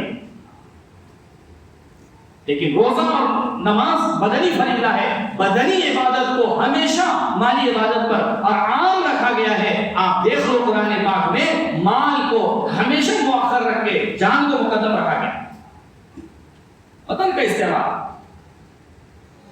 اس لیے میرے دوستوں بزرگوں اس کو ہم کافی نہ سمجھیں, اور اس کو جو ہے نا شیطان اس دھوکے میں بھی رکھتا ہے. یہ دنیا کی مشغولی دنیا کے لیے تھوڑی ہے, یہ تو ہم دین کے لیے جتنا کما رہے ہیں دین پر لگانے کے لیے ہی ہے. حضرت نے فرمایا یہ گھاٹی بھی کام کرنے والوں کے ساتھ آتی ہے. میں دنیا کے لیے نہیں کما رہا ہوں, میں تو دین کے لیے کما رہا ہوں, دین پر خرچ کرنے کے لیے کما رہا ہوں. حضرت ابو درداء رضی اللہ تعالیٰ عنہ فرماتے تھے میری دکان مسجد کے دروازے پر ہو, روزانہ 300 درہم منافع ہو, کوئی نماز جماعت کے ساتھ فوت نہ ہو, یہ پوری کمائی 300 درہم روزانہ اللہ کے راستے میں صدقہ خیرات کر دوں, اس کے بعد بھی مجھے اس دکان کا کھولنا اور لگانا پسند نہیں. لوگوں نے پوچھا کہ جب حلال طریقے سے کماؤ گے اور اہتمام عمل کے ساتھ کماؤ گے اور پورا مال اللہ کے راستے میں خرچ کر دو گے, پھر تمہیں یہ چیز پسند کیوں نہیں ہے؟ فرمایا کہ حساب تو لمبا ہو جائے گا. حضرت فرمانے لگے میں نے اس واقعے پر غور کیا تو میں اس نتیجے پر پہنچا کہ یہاں صرف مال کے حساب کی بات نہیں ہے, بلکہ اللہ کے یہاں اس وقت کا بھی حساب دینا ہے جو اس کمائی کے اندر صرف ہوگا. فرمایا اس وقت کے حساب کے دینے سے بھی صحابہ ڈرتے ہیں, اس کا بھی اللہ کیا حساب دے رہا ہے. میرے دوستوں بزرگ اور عزیزوں اس راستے سے بھی شیطان جو ہے وہ دھوکے میں ڈال کے تاکہ یہ مشغولی یہ مصروفیت اسی لیے تو کما رہے تقاضوں پہ لگانا ہے, اسی لیے تو کما رہے کہ دنیا پہ نہیں. میرے دوستوں بزرگوں ملک مال کا جذبہ کہا کہ نبوت میں اور بادشاہت میں لوگ اس زمانے میں اسی طریقے سے فرق کرتے تھے کہ یہ نبی ہے یا بادشاہ ہے. کا مال کی طلب ہے تو یہ بادشاہ ہے, اور اگر مال کی طلب نہیں ہے تو یہ نبی ہے. حضرت فرمانے لگے غیروں کی پیشکش تو بہت دور کی بات ہے, امام الانبیاء نے تو اللہ کی طرف سے کی جانے والی پیشکش بھی قبول نہیں کی. کہ اللہ کے نبی اگر آپ کہیں ہم ان دونوں پہاڑوں کو سونے اور چاندی کا بنا دیں, اللہ کے نبی صلی اللہ علیہ وسلم نے اس کو بھی قبول نہیں کیا ہے. دوسروں کی پیشکش تو بہت دور کی بات ہے. اس لیے میرے دوستوں بزرگ اور عزیزوں یہ بات کافی نہیں ہے کہ میرا اپنا مال استعمال ہو جائے, کہ نہیں, جان اور مال دونوں کا استعمال ہے. اور ہمارے اپنے سامنے کارگزاری میں حضرت نے کہا یہ مت دیکھو نکلنے والے کتنے ہیں, نکلنے والوں کی تعداد سامنے نہ ہو, مرتد ہونے والوں کی تعداد ہمارے سامنے, پھر آپ کو اندازہ ہوگا نکلنے والے زیادہ ہیں, مرتد ہونے والے زیادہ ہیں. فرمایا جس کی نظر نکلنے والوں کی تعداد پر ہوگی اس کے اندر فخر پیدا ہوگا, اس کے اندر عجب پیدا ہوگا, اور جس کی نظر ارتداد پر ہوگی اس کے اندر استغفار اور اس کے اندر ندامت کی کیفیت پیدا ہوگی. میرے دوستوں بزرگ اور عزیزوں کتنے علاقے ہیں بنجر بستیوں کے تعلق سے محنت, اور بنجر بستیوں میں کام کے تعلق سے, اور بنجر بستیوں میں محنت کے تعلق سے وہاں پہ مذاکرہ ہوا. میرے دوستوں بزرگوں یہ ساری تقسیم اسی لیے ہے اور یہ ساری محنت کا نظام اسی لیے ہے. ہم یہ نہ سمجھیں کہ وہ حالات بنجر بستیوں کے ہیں. مرسلین بھائی کہنے لگے اگر تم ان ارتداد اور بنجر بستیوں کو چھوڑے رکھو گے وہاں کا ارتداد تمہاری آبادی کے اور تمہارے آباد علاقوں کے اندر داخل ہو جائے, مطمئن نہ رہے. ہمارے ذمے ہیں میرے دوستوں بزرگ اور عزیزوں کہا کہ اپنی جان اور مال کا سب سے بنیادی مصرف اور سب سے پہلا مصرف وہ اللہ کا دین ہے اور اللہ کے دین کی محنت ہے. حضرت کہنے لگے ہم افراد کا 6 مہینہ نہیں چاہتے ہیں, ہم تو پورا ایک علاقہ اس سطح پر لانا چاہتے ہیں کہ پورا کا پورا علاقہ, پورا کا پورا عملہ ماہانہ یعنی سالانہ 6 مہینے کی ترتیب پر آ چکا ہے. اور تشکیل کے موقع پر حضرت نے کہا 2-3 مرتبہ یہ کہا مجھے بہت امید ہے اللہ کی ذات عالی سے کہ کہ مہاراشٹر وہ اس سطح پر اپنے آپ کو لے کر کے آئے. سالانہ 6 مہینے کی ترتیب. یہ حضرت نے کہا بھی کہ یہ راشٹر نہیں ہے، یہ مہاراشٹر ہے. یہ راشٹر نہیں ہے، یہ مہاراشٹر ہے. ہم افراد کا 6 مہینے نہیں چاہتے، ہم تو پورے عملے کو اس ترتیب کے اوپر لانا چاہتے ہیں. اس لیے پوری قوت کے ساتھ وہاں پر یہ بات آئی ہے کہ یہ تو طے ہے کہ ہر تیسرے سال کا 4 ماہ کا خروج وہ بیرون میں ہے. اس میں کوئی مشورے کی اور کوئی ترتیب کی ضرورت نہیں ہے. 1 سال اپنے علاقوں میں، 1 سال دیگر صوبوں میں جو ہے امتداد کے علاقوں میں، اور اسی کے ساتھ ساتھ تیسرا 4 مہینہ وہ بیرون کے لیے ہے. میرے دوستوں، بزرگوں اور عزیزوں، عملے کو اگر اگلی سطح پر نہیں ڈالا جائے گا، یہی چیزیں عملے کی صلاحیت کو ضائع کرنے والی. وقت ہے، امت کے پاس صلاحیت ہے، امت کے پاس جان اور مال ہے، امت کے پاس اتنی استعداد ہے. اگر ان کو ان جگہوں پر نہیں لگایا گیا، یہ ساری دنیا کے لیے اور یہ ساری میرے دوستوں بزرگوں نہ جانے کہاں کہاں لگ کر کے استعمال ہوگی. اس لیے ہماری اپنی بنیادی ذمہ داری ہے، اس وقت کے ایک بہت بنیادی تقاضا ہے کہ ہم اپنے آپ کو اس ترتیب پر لے کر کے آئیں، اس قربانی پر ہم اپنے آپ کو لے کر کے آئیں. مولانا یوسف صاحب رحمۃ اللہ علیہ فرماتے تھے، صحابہ والی خیر و برکتیں چاہتے ہو، صحابہ والی فتوحات چاہتے ہو، اور صحابہ والی خیر دیکھنا چاہتے ہو، جیسے صحابہ نے اپنی تنہائیوں کو اور اپنی گوشہ نشینیوں کو اور صحابہ نے اپنے نقشوں کو قربان کیا ہے. جب تم اپنے آپ کو اس قربانی کی سطح پر لے کر کے آ جاؤ گے، اللہ صحابہ والی خیر و برکتیں اور صحابہ والی فتوحات اپنی آنکھوں سے اور اپنی نگاہوں سے تمہیں دکھا دیں. دوستوں، بزرگ اور عزیزوں، چھوٹے چھوٹے آثار کی وجہ سے، چھوٹے چھوٹے مسئلوں کی وجہ سے مولانا یوسف صاحب دامت برکاتہ نے کہا یہ جملہ بار بار ہمارے سامنے ہونا چاہیے، جمود سے بڑھ کر کے کوئی حال نہیں ہے اور خروج سے بڑھ کر کے کوئی حل نہیں ہے. یہ رکنا ہی یہ سارے حالات کا اور سارے مسائل کا بنیادی سبب ہے. ان سے نکلنے کا واحد ذریعہ اور سبب میرے دوستوں بزرگوں اس کو چھوڑ کر کے نکلنا ہے. ہم سمجھ رہے ہیں میں رکا ہوں تاکہ مسائل حل ہو جائیں، اور مسائل اس لیے حل نہیں ہونے کہ ہم رکے ہوئے. پوری سیرت آپ اٹھا کر کے دیکھ لو، صحابہ کی زندگی ہمارے اپنے سامنے نمونہ ہے. آیتیں پڑھ رہے ہیں اور اس کو اپنے آپ کو اس کا مخاطب بنا رہے ہیں. انفروا خفافا وثقالا، اپنے آپ سے کہہ رہے ہیں کہ مقداد تیرا بھاری جسم بھاری نہیں ہے. اس آیت نے تو اس بھاری جسم کو ہلکا کر دیا ہے. ابو ایوب انصاری اپنے آپ سے کہہ رہے ہیں کہ تو تیرا بڑھاپا کہاں کہ یہ عذر نہیں ہے. اللہ کی کتاب کہہ رہی ہے انفروا خفافا وثقالا، ہر حال میں تمہیں نکلنا ہے، ہلکے ہو یا بھاری جس حال میں بھی ہو. آیت کو دوسروں پر نہیں اپنے آپ پر فٹ کر رہے ہیں اور اپنے آپ پر منتبت کر رہے ہیں، اور کوئی کسی حال میں کسی عذر میں رکنے کے لیے تیار نہیں.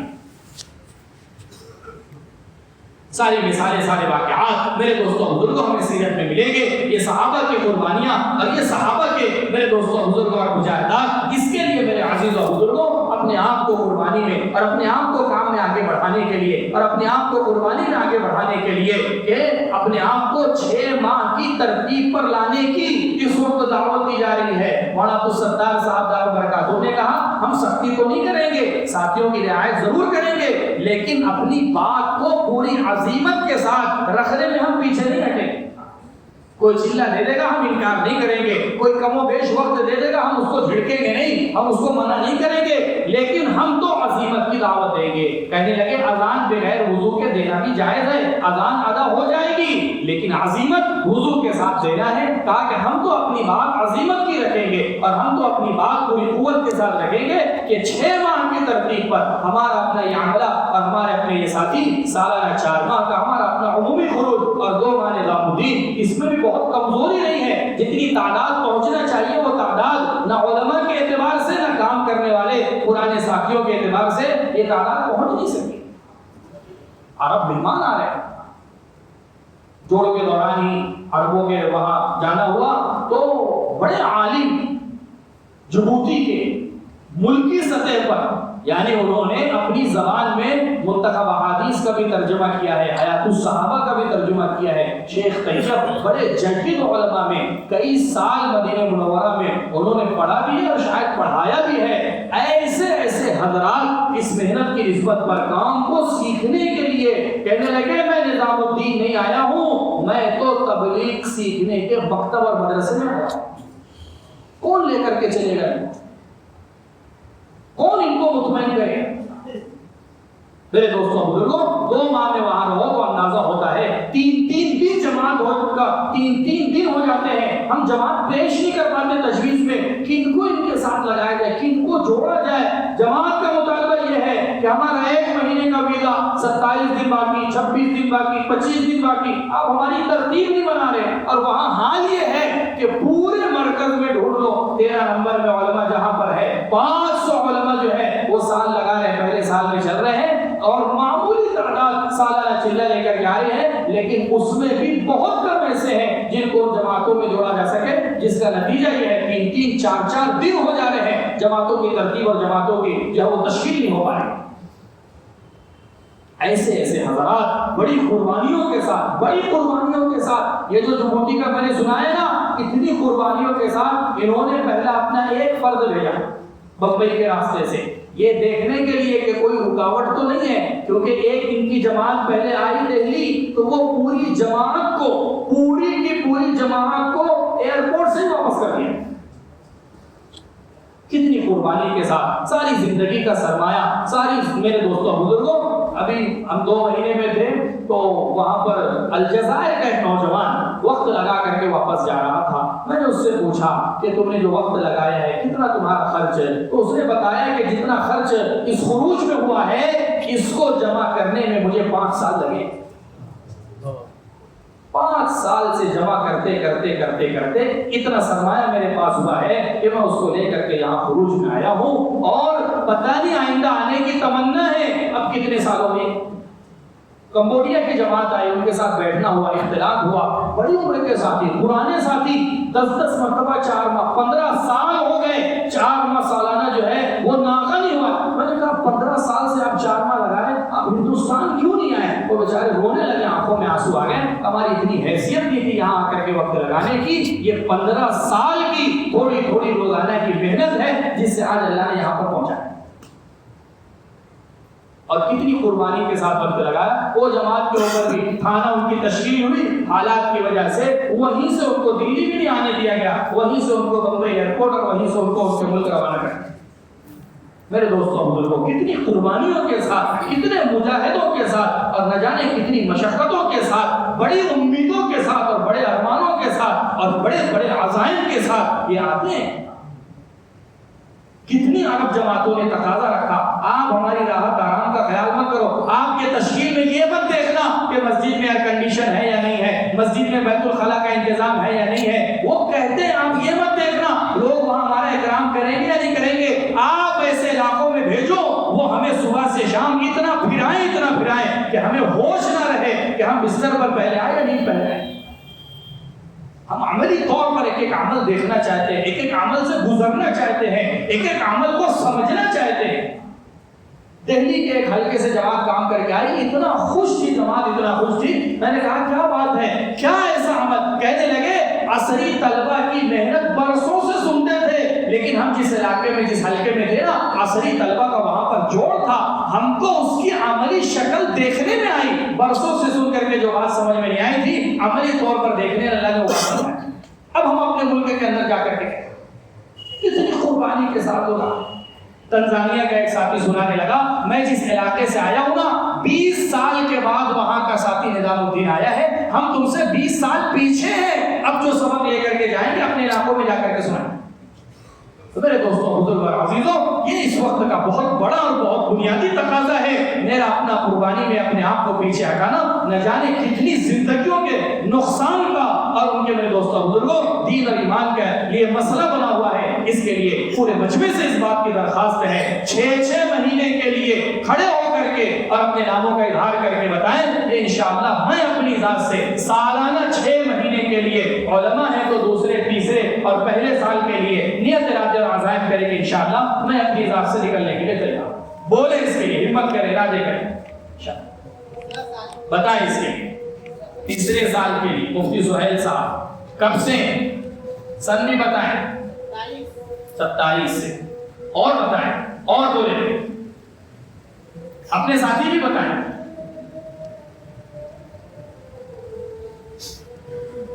ماشاءاللہ عتیق بھائی 6 ماہ، بدر الدین بھائی 6 ماہ، ماشاءاللہ محمد بھائی، مولانا کریم صاحب دوسرا سال، ماشاءاللہ، ایاز، ماشاءاللہ۔ ولی اعجاز دوسرے سال کے لیے، مجاہد 6 ماہ، پرویز بھائی 6 ماہ ماشاءاللہ، کریم بھائی ماشاءاللہ، حاجی عبدالجلیل صاحب 6 ماہ ماشاءاللہ، بتاتے جائیں، عبید اللہ 6 ماہ ماشاءاللہ، حنیف بھائی 5 ماہ بیرون، اللہ قبول فرمائے 6 ماہ ماشاءاللہ، صفوان صدیق اکبر سالانہ 6 ماہ 5 ماہ ماشاءاللہ، اور بتائیں، اور کھڑے ہو جائیں، لکھ لے بھائی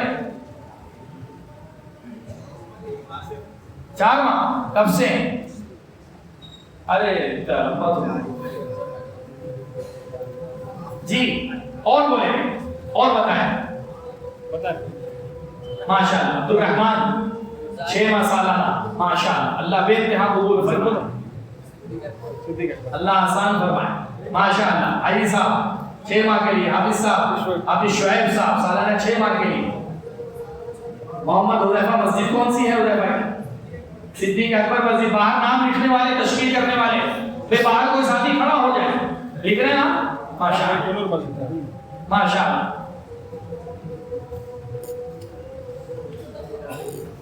ماشاءاللہ، اشفاق بھائی سالانہ 6 ماہ کے لیے، 4 ماہ ماں مسعودات چلا، اور اس کے بعد کے لیے تو سالانہ 6 ماہ ماشاءاللہ، 2 ماہ، اللہ قبول فرمائے، ہمارا بھی انشاءاللہ تیسرے سال گیا، قطب الدین راہی صاحب ماشاءاللہ، کیا ہے 5 ماہ 4 ماہ 6 ماہ 6 ماہ، کب سے شروع کریں گے؟ ستمبر سے، اگست سے، اگست تو چل رہا ہے ماشاءاللہ، جی نومبر دسمبر 2 ماہ، بتائیں میں 2 ماہ کے لیے تو بتائیں، ساتھی کھڑے ہو کر کے لکھیں، 3 مہینوں میں بتائیں، ستمبر اکتوبر نومبر، ان 3 مہینوں کے دوران بتائیں 2 ماہ کے لیے، بولے میرے دوستوں بتائیں، میں بہت بنیادی تقاضا ہے، کب سے؟ 20 نام کیا ہے؟ کون سی مسجد؟ ابو ایوب انصاری مسجد سے ماشاءاللہ، وہ جماعت بن گئی 20 اگست سے اسی ماشاءاللہ، اللہ قبول فرمائے، اللہ آسان فرمائے، اور بتائیں بھائی، اور بولیں، اور بتائیں جی، بولے بھائی بتائیں،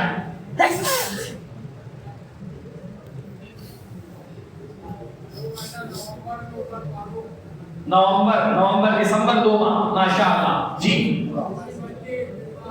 نومبر دسمبر، نام عبدالعظیم مسجد، انوار مصطفیٰ، عبدالعظیم بھائی انوار مصطفیٰ، نومبر دسمبر، جی نام محمد یعقوب، مسجد یاسین مسجد ماشاءاللہ، اسامہ کب سے؟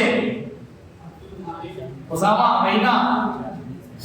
مہینہ طے کرنا پڑے گا، تاریخ طے کرنا پڑے گی، ورنہ وقت تو گزرتے چلا جائے گا، 1 مہینہ تاریخ طے کریں ماشاءاللہ، امتیاز 2 ماہ نومبر دسمبر میں، عمر خطاب مسجد، اللہ قبول فرمائے، اللہ آسان فرمائے، بتائیں بھی بتائیں، بولیں، بہت بنیادی تقاضا ہے، عالمی محنت میں ہمارا اپنا حصہ لگے، مولانا یوسف صاحب فرمانے لگے، نظام الدین میں آنے والا تقاضا صرف نظام الدین کا نہیں ہے، یہ پورے ملک کا بلکہ پورے عالم کے نظام الدین سے جڑے ہوئے کام کرنے والوں کا تقاضا ہے، جی ریحان ماشاءاللہ،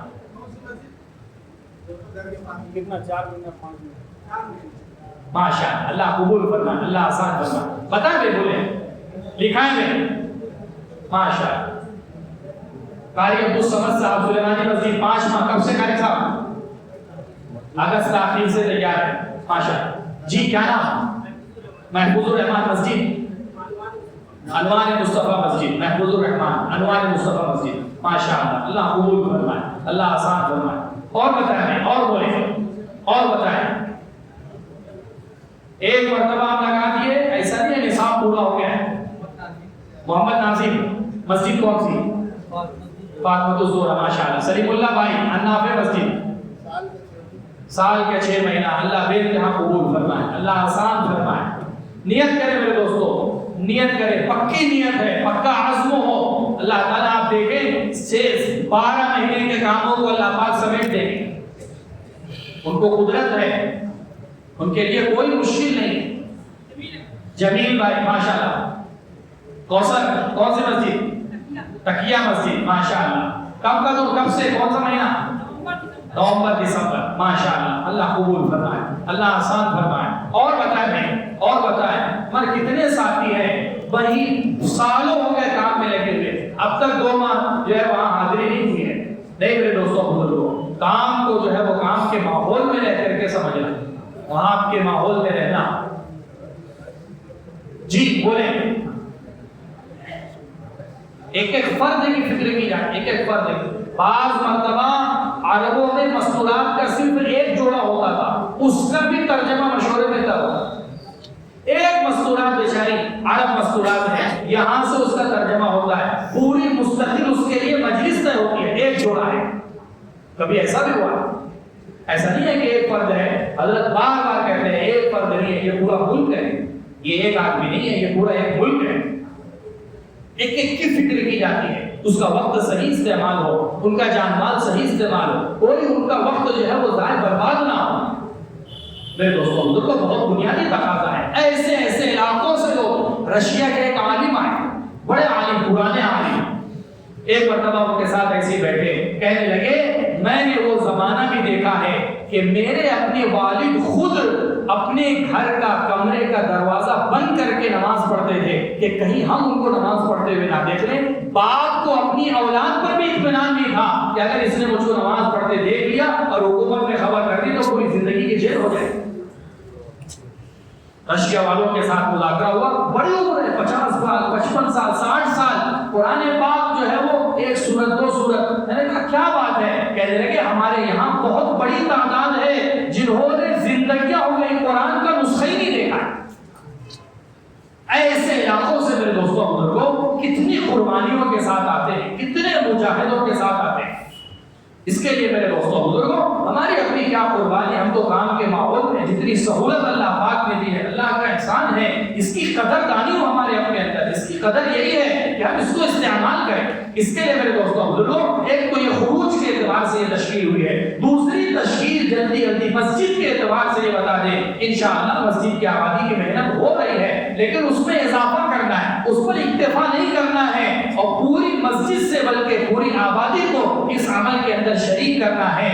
ہمارے نظام الدین میں یہ بات مذاکرے میں آئی کہ مسجد کی آبادی میں علمی حلقہ اسی لیے لگانا ہے تاکہ ہمارے محلے کے ہر فرد کا زندگی کا ہر عمل قرآن و سنت کی روشنی پر آئے.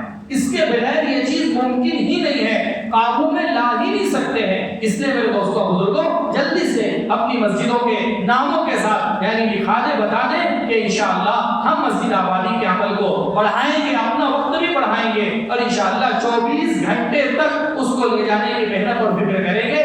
سب سے پہلے 24 گھنٹے کے اعتبار سے بتائیں کہ انشاءاللہ ہم اسی ہفتے سے اپنے ساتھیوں کا ایسا نظام بنائیں گے, اوقات کو تقسیم کریں گے کہ انشاءاللہ ہمارے ضلع میں ہماری مسجد نمونہ بن جائے. 24 گھنٹے آبادی کے اعتبار سے ہمارے شہر میں یہ کوئی ناممکن چیز نہیں ہے. حضرت فرماتے ہیں شیطان کا سب سے بڑا وسوسہ یہ ہوتا ہے کہ یہ چیز کیسے قابو میں آئے گی. جب ایک چیز ہو رہی ہے, مسجد کے علاوہ ساری جگہیں آباد ہے 24 گھنٹے, تو جب یہ ساری مقبوض جگہ 24 گھنٹے آباد رہ سکتی ہے, محبوب ترین جگہ 24 گھنٹے کیوں نہیں آباد ہو سکتی ہے؟ ہم اس رخ کو موڑیں, اس میں ہماری اپنی کوشش اور محنت ہو. اس کے لیے جلدی سے کھڑے ہو کر کے بتائیں انشاءاللہ ہم اپنی مسجد کو 24 گھنٹے کے اعتبار سے یا کموں میں شوقات کے اعتبار سے مسجد آبادی کے عمل پر لانے کی محنت بھی کریں گے, کوشش بھی کریں. کھڑے ہو کر کے بتائیں, جلدی جلدی کھڑے ہو جائیں. ماشاءاللہ صدیق اکبر جی 24 گھنٹے, اللہ آسان فرمائے. ماشاءاللہ فاطمہ الزہرا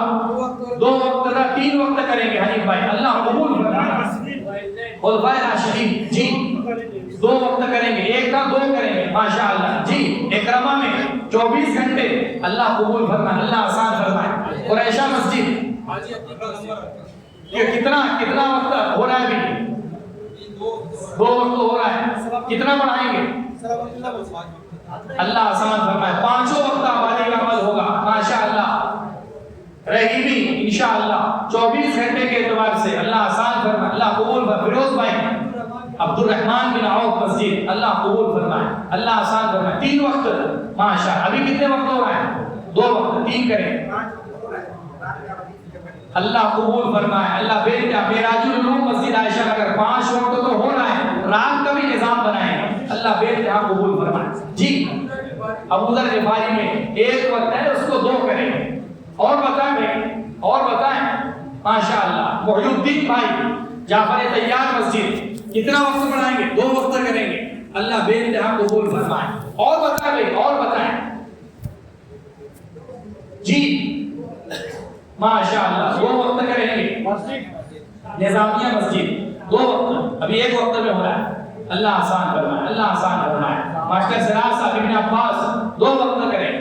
اس میں اس کی کوشش کریں میرے دوستوں. جیسے یہ بات آ رہی ہے نظام الدین میں، علماء کی خوشامد کریں، حفاظ کی خوشامد کریں، ان کو جو ہے نا پیار محبت کے ساتھ اس عمل میں لانے کی فکر کریں. ماشاءاللہ. مولانا کریم صاحب قوت الاسلام میں 3 وقت کریں گے. اللہ قبول فرمائے. جی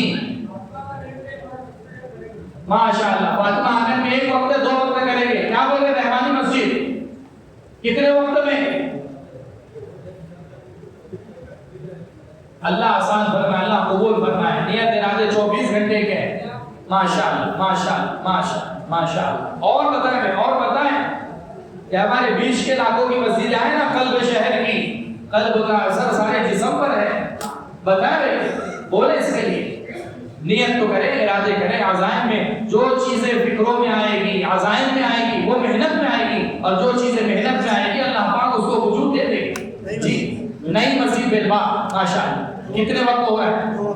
2 وقت ہو رہا ہے. اور بڑھائیں گے اس کو ماشاءاللہ. حبیب مسجد میں 3 وقت ہو رہا ہے، 5 کریں گے. جی انوار نبوی میں کتنے وقت؟ 3 وقت کریں گے. ابھی کتنے وقت ہے؟ 2 وقت ہو رہا ہے، 3 وقت کریں گے. اللہ بے انتہا قبول فرمائے. ابھی مسجد دیکھیں ماشاءاللہ ماشاءاللہ. گنجان علاقے ہمارے 100% مسلم آبادیاں ہیں. میرے دوستوں بزرگوں، مضبوطی کے ساتھ اگر یہ عمل ہوگا انشاءاللہ آپ دیکھو گے ہمارا پورا محلہ چھوٹے سے لے کر کے بڑے تک ہماری مسجدیں علمی حلقات سے آباد. عبداللہ ابن مسعود رضی اللہ عنہ اپنے شاگرد سے بات کے زمانے میں کہنے لگے کہ میں نے مسجد نبوی کا وہ منظر دیکھا ہے، یہ کسی باغیچے سے کم نہیں تھی کہ تم اس مسجد میں داخل ہوتے تمہیں طرح طرح کے حلقے نظر آتے، تم جس حلقے میں بیٹھنا چاہتے بیٹھ جاتے. آپ دیکھو سیرت اٹھا کر کے، اسطوانہ عائشہ ملے گا، اسطوانہ جبریل ملے گا، اسطوانہ ابو لبابہ ملے گا، اسطوانہ وقود ملے گا. یہ سارے یہ نام ایسے ہی رکھ دیے گئے، بلکہ یہ ساری اس کے پیچھے تاریخیں ہیں. اللہ کے نبی صلی اللہ علیہ وسلم انہی ستونوں سے ٹیک لگا کر کے فجر کی نماز کے بعد، اشراق کے بعد تک، چاشت تک بعض مرتبہ اللہ کے نبی صلی اللہ علیہ وسلم بیٹھے رہتے تھے. آپ کا علمی حلقہ یہاں لگا رہتا تھا. عبداللہ ابن عباس کا حلقہ، عبداللہ بن مسعود رضی اللہ عنہ کا حلقہ، معاذ بن جبل رضی اللہ عنہ کا حلقہ. مستقل علماء نے کتابیں لکھی ہے، خیر القرون کی درسگاہیں اور ان کا نظام تعلیم و تربیت، اس میں صاف طور پر لکھا ہے 34 صدی ہجری کے بعد یہ نظام تعلیم شروع ہوا ہے جو ہمارے مدارس میں اس وقت رائج ہے. ورنہ 400 سال تک علم مسجد کے راستے سے امت میں منتقل کیا جا رہا تھا. یہ مروجہ شکلیں 34 صدی ہجری کے بعد، وہ بھی نیشابور میں سب سے پہلا مدرسہ بیہقیہ کے نام سے وجود میں آیا ہے. یہ پوری تاریخ علماء نے لکھی ہے. ورنہ طریقہ تعلیم وہی تھا 400 سال تک کہ مسجد کے راستے سے علمی حلقات سے امت کے ہر فرد تک علم پہنچایا جا رہا تھا. اس اصل کی طرف امت کو لوٹانا ہے اور اس کی طرف امت کو لانا ہے. اب فکر کریں گے انشاءاللہ. اللہ پاک آسان کرنا. بسم اللہ الرحمن الرحیم. اللهم لك الحمد كما تعلو وصلي وسلم على سيدنا محمد كما تعلو وافعل بنا ما تعلو فانك انت اهل التقوى واهل المغفرة. ربنا آتنا في الدنيا حسنة وفي الآخرة حسنة وقنا عذاب النار. اللہ ہمارے جمع ہونے کو بے انتہا قبول فرما. اللہ ہمارا اور پوری امت کا سب سے بڑا جرم دین اور دین کی محنت میں سستی اور غفلت کا کرنا ہے. اے اللہ دین مٹتا رہا اور امت کی زندگیوں سے دین چلتا رہا. ہم اپنے کمائی کے نقشوں میں اپنی دنیا میں مشغول رہے. کریم ہمارے اس جرم عظیم کو معاف فرما. ہمارے پاس کوئی عذر نہیں ہے، ہمارے پاس کوئی بہانہ نہیں ہے. اے اللہ ہماری سستی اور غفلت کو ختم فرما، ہماری بے حسی کو ختم فرما. اے اللہ امت کے امتداد کو اس نقل و حرکت کے ذریعے سے روک دینے کے فیصلے فرما. امت کے سرمایہ کو اے اللہ دین اور اسلام پر باقی رکھنے کے فیصلے فرما. اے اللہ جتنے عزائم کیے گئے ہیں عافیت کے ساتھ اس کا پورا ہونا آسان فرما، اپنی مدد اپنی تائید شامل حال فرما، ہماری دعاؤں کو اپنے فضل کرم سے حضور پاک صلی اللہ علیہ وسلم کی برکتوں سے بے انتہا قبول فرما۔ وصلی اللہ تعالی علی خیر خلقہ محمد وآلہ واصحابہ اجمعین برحمتک یا ارحم الراحمین۔ کوئی نقد نماز کی تیاری